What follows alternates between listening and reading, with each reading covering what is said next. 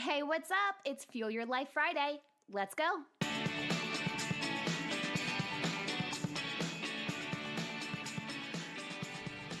Happy Friday, my friends. You know, I've had some clues all throughout my life that I was an empath.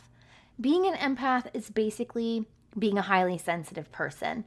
We have an episode about this with Patricia Young, which I encourage you to go back and listen to after this episode if any of this resonates. But empaths absorb the emotions, they are intuitive, and they likely need a lot of alone time. I mean, really, at its core, empaths feel a lot.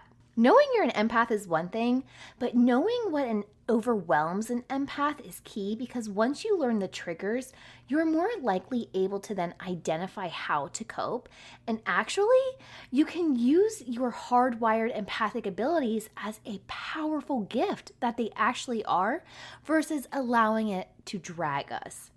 So when I was little, my mom used to get so annoyed. When I would be at church, my pastor was preaching, I would take off my tights that I was wearing with my Sunday dress.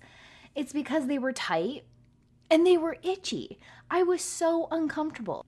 And as an adult, I often start having mini anxiety attacks when I feel like my bra is too tight or clothing is uncomfortable, almost like I can't get this clothing off fast enough. And during a concert in the middle of a jungle in Bali, my friend looked at me and she could see my overwhelm. There were hundreds of sweaty people packed tight like sardines, and the smell of BO just took over everything. And I could feel this panic attack of sorts ensuing. She grabbed my hand and she pulled me out of that crowd and we left. So both of these stories, they actually involve typical overwhelming triggers for empaths, such as strong smells, uncomfortable clothing, loud noise, and of course, crowded and loud places.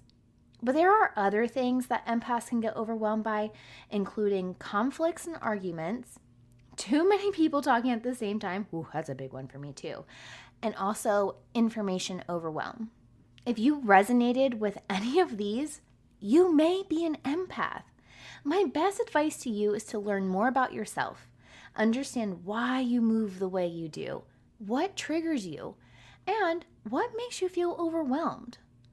Also, know what your remedies are. Clearly, when it's tight clothing, I've just got to get it off.